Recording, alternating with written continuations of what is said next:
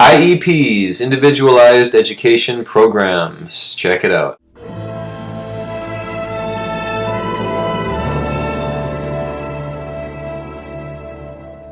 So let's take a look at this understood.org website where they have a description of IEPs, Individualized Education Programs. There's a video here you can take a look at, but it has kind of a little overview here. What is an IEP? Who qualifies for one? What does it contain? Who produces it? What kinds of goals are in an IEP? What happens at IEP meetings? How does an IEP go into effect? What if you have a dispute? Do private schools have IEPs, and what can make the journey easier? If your child receives special education services, he must have an IEP, an Individual Education Program. That's the law. An IEP is an important legal document. It spells out your child's learning needs, the services the school will provide, and how progress will be measured. Several people, including parents, are involved in creating the document. The entire process can be a great way to sort out your child's strengths and weaknesses. Working on an IEP can help you figure out ways to help him succeed in school. Creating an effective IEP often takes time, effort, and patience. We'll walk you through the legal language and procedures so it's easier for you to participate. The more you know about the process, the better you can advocate for your child. That's the name of the game, advocating for your child, and hopefully having your child start to advocate for themselves as well as they get a little bit older. Bring your child to the IEP meeting.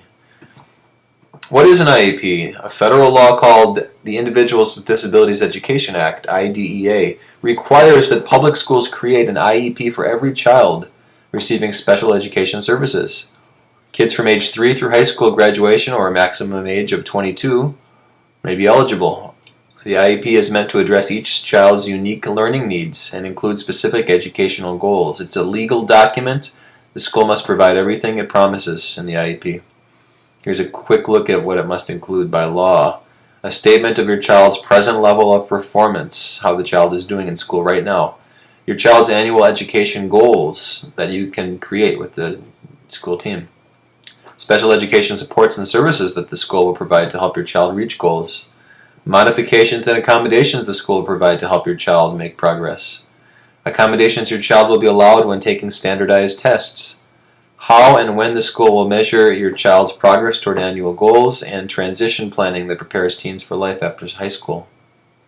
Who qualifies for an IEP? Your child struggles in math class and the teacher's interventions, extra help after school, and chance to correct his mistakes don't help. A scenario like this doesn't make your child eligible for an IEP. Two things must happen before a child can get special education services. Number one, an evaluation. Parents, teachers, and counselors, and a doctor or anyone else suspects a child is struggling can request an evaluation. The school psychologist and other professionals may give your child various tests, and they may observe your child in the classroom. Keep in mind that a physician or other medical professional, not the school, diagnosis medical conditions including ADHD. School evaluators don't offer diagnoses. You can find out more about the comprehensive evaluation process if you click on this link. And also a decision. The IEP team, which includes parents and school officials, decides whether or not your child needs special education services in order to learn the general education curriculum. The Individuals with Disabilities Education Act says that having any of the 13 disabilities may qualify a child for special education. The school and parents review the evaluation and determine whether the results show that your child needs services and supports. If the IEP team agrees that your child needs services, then the next step is to create an IEP. If your child is ineligible, you can still try to get services for your child. For instance, you may pursue a 504 plan, which is a separate document. What does an IEP contain? It's designed to meet kids' unique needs. That means that every IEP will look different, but by law the IEP must contain the following elements. Present levels of educational performance, like how they're doing, and should be based on teacher observations and objective data like test results. The results of your child's evaluations and tests. Special education and related services to be provided, for example, speech therapy. Accommodations and modifications, for example, if they need extra time with learning or if they need to be sitting in a certain part of the classroom to hear better or to see better or something like that. Supplementary aids and services like assistive technology, for example, if they need assistance with communication, maybe an iPad or a communication book. Annual educational goals that can be measurable.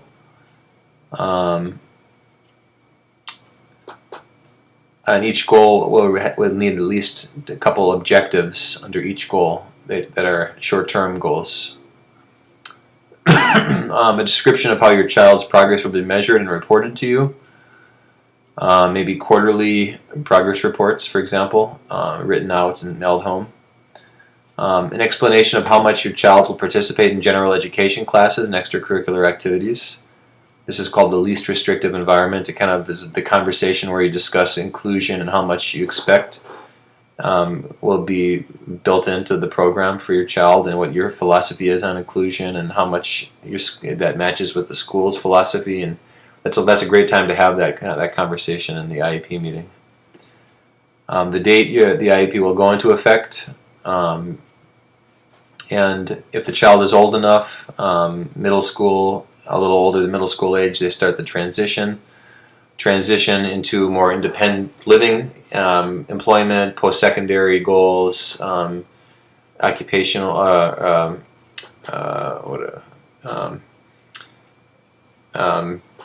community interests, that kind of thing.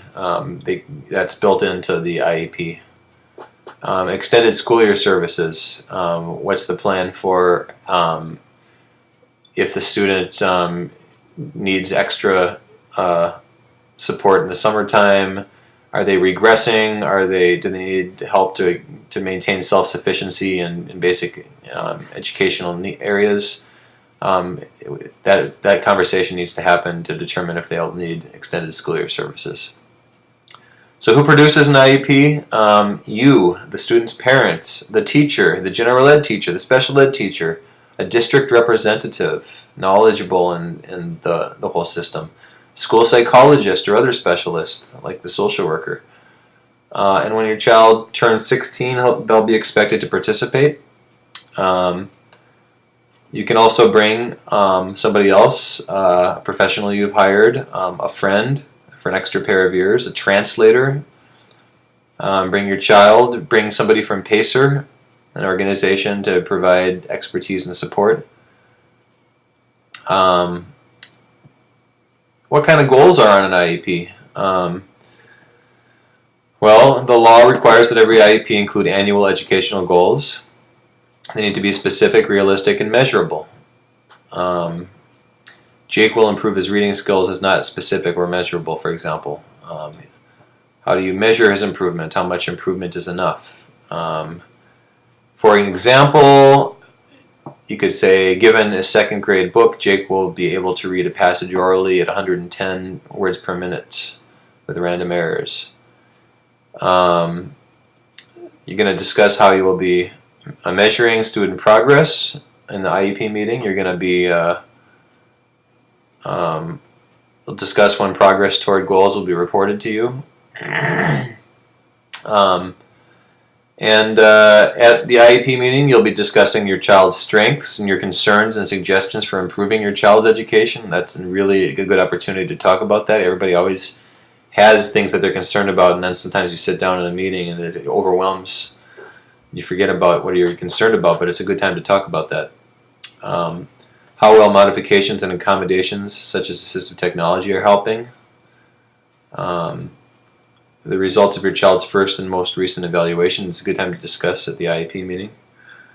How does an IEP go into effect?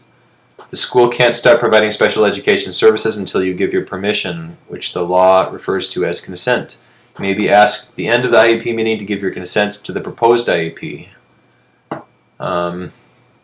If you don't feel comfortable making a final decision, you have the right to take the IEP home and to review it. Double check everything before signing it. If you aren't satisfied with the IEP, you can accept only parts. You can refuse the entire proposed IEP. You can ask for another meeting to discuss your concerns. And then it talks about what to do if there's a dispute. You can ask for a mediation session. You can file a due process complaint. You can hold a resolution session. File a civil lawsuit. When an agreement is reached, get it in writing. Do private schools have IEPs? Private schools aren't required by law to provide special education services. If your child is in a private school, you can ask the public school district to evaluate your child for special education services. If the district agrees to your request, the evaluation will be conducted at no cost to you. IDEA requires schools, districts to set aside some public funding to provide special education services to students in private school, but this funding is limited. If your child's school agrees to work with the district, they may work together to create what's called a services plan. This plan is likely to provide fewer services than your child would receive in a public school. What can make the journey easier? Contact the IEP team leader when you have concerns. That may be the social worker or the special education teacher. Be sure to refer to the IEP during your regular parent-teacher conferences. Like, bring a copy, have the copy with you, make sure they're really following through with what's on the IEP. Above all, remember that the IEP needs to reflect your child's current needs. Connect with other parents. That's really important. Other parents have stories of what has worked and what hasn't, and experiences that can really help you when you figure out how to do the best kind of IEP for your child. And then there's these key takeaways here at the end from Kristen Stanbury, the author of this article. The IEP is the cornerstone of a child's special education program. The IEP should reflect your child's strengths, needs, and progress as he moves through school. And you're an important member of your child's IEP team and bring valuable insights and concerns to the table. Absolutely. The parent is the most important member of the IEP team meeting, in my opinion. That's just my opinion. Everybody's got one, but the IEP will reflect the participation of the parent tremendously, hugely. The more the parent asks questions and the more they present their concerns, the more detailed the IEP can be, the more accurate it'll become, the more useful document it'll become. Parents should contact the teacher regularly about how things are going on the IEP, any concerns or questions. They need to be clear about that. Follow through with checking the IEP, make sure that what's happening on the IEP is really happening in the classroom. And don't forget to really have a conversation about inclusion when it comes time in the IEP meeting to discuss the least restrictive environment. Is your child getting access to the rich, inclusive programming that happens in the school, or are they missing out? And how is how are your feelings reflected in the IEP on that matter? So I hope this was useful. Give us a like if you liked it. If you want more content like this, subscribe to Inclusion Space on YouTube. Share if you think this would be useful for any parent or teacher that you know. And I'll hope to see you soon. Thanks.